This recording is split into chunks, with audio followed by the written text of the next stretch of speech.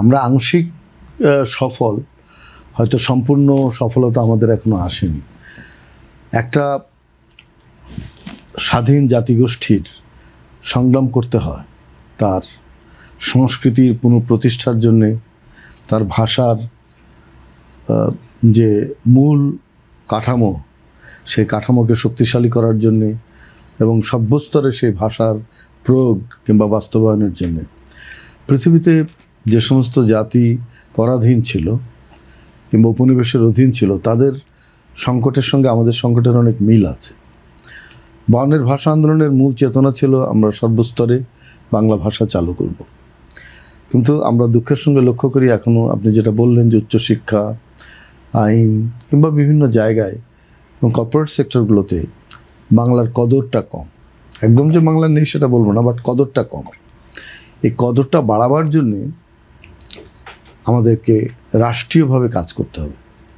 মানে প্রতিষ্ঠানগুলোতে বাংলার যে লেখ্যরূপ সেটাকে বাড়াতে হবে এবং বিভিন্ন কার্যক্রমের মধ্যে বাংলার যে মূল জায়গা সেটাকে অক্ষুণ্ণ রাখতে হবে। যদিও আমরা জানি যে এখন প্রযুক্তির যুগে সারা বিশ্বে ইংরেজি একটা ডমিনেটিং প্রভাব সৃষ্টিকারী ভাষা। সেই ভাষায় শিক্ষা লাভ করলে ভালো চাকরি পাওয়া যায়। ভাষার সঙ্গে কিন্তু অর্থনীতির একটা যোগ আছে। সেই ভাষায় যদি আপনি কথা বলেন তাহলে আপনাকে অনেক স্মার্ট মনে হবে। এটা কিন্তু আমাদের একটা উপনিবেশিক মানসিকতা। সেই উপনিবেশিক মানসিকতা থেকে রক্ষা পাওয়ার জন্যে আমাদের রাষ্ট্রের উচিত যারা ভালো বাংলা জানে তাদেরকে প্রমোট করা, তাদেরকে চাকরি দেওয়া, তাদেরকে সমাজের বিভিন্ন জায়গায় অধিষ্ঠিত করা।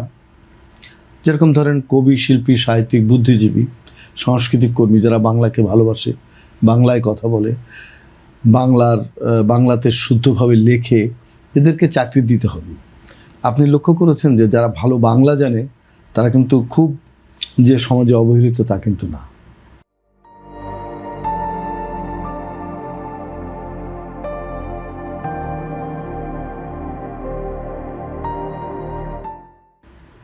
ভালো বাংলা জানার লোকের ভালো বক্তৃতা করতে পারে শুদ্ধভাবে বাংলায়, তারও ডাকটাক কিন্তু পড়ে সব মিডিয়াতে বিভিন্ন জায়গায়। এখন কর্পোরেট হাউসগুলো কী করে, তারা ইংরেজি জানার লোক খুঁজে বেড়ায়। সে ইংরেজি মোটামুটি জানলেই তার একটা প্রভাব এবং বেতন 4-5 লাখ 6 লাখ টাকা বেতন। আর আপনি বাংলা জেনে চাকরি টাকরি খুঁজে পাওয়া খুব কঠিন। সেই জন্যে সর্বস্তরে বাংলা চালু করার জন্যে একটা প্রতিবন্ধকতা যে আপনার ইংরেজি ভাষা জানলে আপনি বেশি প্রমোটেড হচ্ছেন, বেশি প্রণোদনা পাচ্ছেন, অনেক চাকরি বাকরি সব কিছু, কোনো সমস্যা নেই। বাংলা ভালো জানলেও আপনার সেইটা হচ্ছে না। রাষ্ট্র যদি আপনাকে সহায়তা করে, যে ভালো বাংলা জানে, এটা প্রতিযোগিতা, এখন যে মুক্তবাজার অর্থনীতি, এই প্রতিযোগিতার কারণে যে ভালো বাংলা জানে তাকেও প্যারালালি আনতে হবে, সমান্তরাল। যে ভালো বাংলা জানে এর একটা ভালো চাকরি হবে। কিন্তু সেই চাকরির সুযোগ কি আছে? ভালো চাকরি হবে, কিন্তু এমন ভালো চাকরি কি বাংলাদেশে তৈরি হয়েছে? ধরেন যারা বিসিএস দেয় কিংবা যারা বিভিন্ন ধরনের পরীক্ষা দেয় চাকরির জন্যে, সেখানে বাংলাকে যদি আমরা অগ্রাধিকার দিই, যে ভালো বাংলা জানে তাকে আমরা চাকরি দিব, তাহলেই কিন্তু দেখবেন যে বাংলা। অগ্রাধিকার দিলেই তো শুধু হবে না, কথা হচ্ছে দিন শেষে যখন আমলাতান্ত্রিক কাজ যারা করতে যাবে, যারা বিসিএস দেয়, তাদের তো একটা আমলাতান্ত্রিক একটা প্রসিডিউরের মধ্যে দিয়ে যেতে হয়। তারা যখন যাবে তখন কিন্তু তাদেরকে ওখানে ইংরেজিতে পারদর্শিতা তাদের জন্য অত্যাবশ্যকীয় হয়ে যায়। সেটা একটা পারদর্শিতা হয়তো দেখবে, কিন্তু আমরা বলতে চাচ্ছি আমি যেটা, যে বাংলায় যে বেশি পারদর্শী তাকে যদি আমরা প্রমোট করি, রাষ্ট্র যদি বলে হ্যাঁ এই লোকটা আমার দরকারি, আমার মাতৃভাষার ভালো জানে, তবে যে ভালো মাতৃভাষা জানে সে ইংরেজিটাও কিছুটা জানবে, এটা সত্য। তো সেই কারণে অর্থনীতির সঙ্গে ভাষার একটা সম্পর্ক আছে। এই জন্য দেখবেন যে যারা ভাগ্যান্বেষণে আমাদের দেশ থেকে বাইরে চলে যাচ্ছে, বিদেশে যায়, তারা তো ইংরেজি শিখতে হয়, কিংবা জাপানে গেলে জাপানিজ শিখতে হয়, জার্মানে গেলে জার্মান ভাষা শিখতে হয়, হ্যাঁ, চীনে গেলে চীনা ভাষা শিখতে হয়। এখন দেখবেন যেসব রাষ্ট্র এখন খুব বড় লোক, ধনী রাষ্ট্র যারা, তাদের ভাষা তাদের কিন্তু শিখতে হয় না, তাদের ইংরেজি না শিখলেও চলে। চায়না যেমন ইংরেজি খুব প্রয়োগ নেই আছে, বললেই চলে, খুব আছে, কম। কিন্তু যে যারা ডিপ্লোম্যাট তারা শেখে, কারণ তাদের বাইরে কথা বলতে হয়। এর বাইরে চীনে তো বাংলায় কেউ জানলো না জানলো, এই ইংরেজি কেউ জানলো না জানলো, এটা মেটার করে না।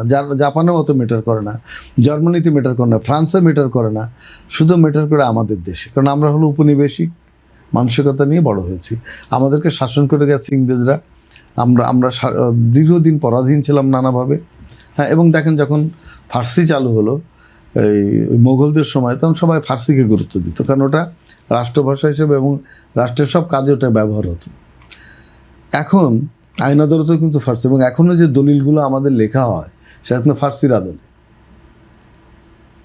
সুতরাং যখন দেখবেন যে আপনার ভাষা রাষ্ট্রের নানা পরিকাঠামোর মধ্যে ব্যবহৃত হচ্ছে, এবং এই বাংলা ভাষা ব্যবহার করে মানুষ তার অন্য ভাগ্যের উন্নয়ন ঘটাতে পারছে, সে ভালো চাকরি পাচ্ছে, কিংবা আমি এমনিই ধরে নিই যে একটা ভালো বাংলা জানা ছেলেকে একটা ভালো মেয়ে পছন্দ করছে, একটা তরুণকে যে ভালো বাংলা বলে ওকে আমি পছন্দ করছি, এই কিংবা একটা তরুণী ভালো ভালো বাংলা জানে, ভালো কবিতা আবৃত্তি করছে, একটা তরুণ তাকে পছন্দ করলো। এই বাংলার জানার যে স্বীকৃতি, সামাজিক স্বীকৃতি, রাষ্ট্রীয় স্বীকৃতি যখন আমরা পাবো, দিতে শিখবো, তখন কিন্তু সর্বস্তরে বাংলা ভাষা চালু হবে। এখন বাংলার ভাষা আন্দোলন মূল যে আপনার চেতনা ছিল, কিংবা যে আদর্শ ছিল, কিংবা যে দর্শন ছিল, সেটা কি? কেউ বাংলায় বলতে পারবে না, উর্দুতে বলতে হবে। সেটা সেই যে দর্শনটা কি ছিল, যে আমরা আমাদের মাতৃভাষা চালু করবো, পাশাপাশি আমরা একটা জ্ঞান কেন্দ্রিক সমাজ প্রতিষ্ঠা করব, যেখানে মানুষ মত প্রকাশের স্বাধীনতা পাবে, যেখানে মানুষ উপনিবেশের হাত থেকে রক্ষা পাবে, পরাধীনতার শৃঙ্খল মুক্ত করতে পারবে। এগুলো কিন্তু ওই মাতৃভাষা আন্দোলনের সঙ্গে যুক্ত ছিল। পরবর্তীকালে আমাদের স্বাধীনতা আন্দোলন, তারপর 69-এর গণঅভ্যুত্থান, কিংবা আমাদের স্বাধীনতা সংগ্রামের দিনগুলো, পরবর্তীকালে স্বৈরাচার বিরোধী আন্দোলন, এবং এই যে জুলাইয়ের অভ্যুত্থান, সব কিছু কিন্তু একই সূত্রে গাঁথা। এবং আপনি লক্ষ্য করবেন যে আমাদের বায়ান্নের ভাষা আন্দোলন শিখিয়ে দিয়েছিল জাতিকে কিভাবে রক্ত দিতে হয় নিজের দেশের জন্য, মাতৃভাষার জন্য। এরপরে কিন্তু আমরা প্রতিবার আমাদের মাতৃভাষাকে রক্ষার জন্যে, দেশের স্বাধীনতা, গণতন্ত্র, সার্বভৌমত্ব রক্ষার জন্যে আমরা রক্ত দিয়েই যাচ্ছি। রক্ত দেওয়ার তো কোনো শেষ নেই, এবং কবে যে শেষ হবে তাও আমরা জানি না। আমরা জানি না যে কত স্বৈরশাসক এই দেশকে আবার অবদমিত করতে চাইবে, স্বাধীনতার স্বাদকে লুণ্ঠন করবে, সেটা আমরা জানি না। কিন্তু আমাদেরকে সজাগ থাকতে হবে। সেজন্যে সর্বস্তরে বাংলা ভাষা চালু করার জন্য আমাদের সংগ্রাম অব্যাহত থাকতেই হবে। তা যদি আমরা না রাখি, তাহলে কিন্তু আমরা কখনোই আমাদের ভাষার প্রতি সম্মান দেখাতে পারবো না, শহীদদের প্রতি সম্মান দেখাতে পারবো না।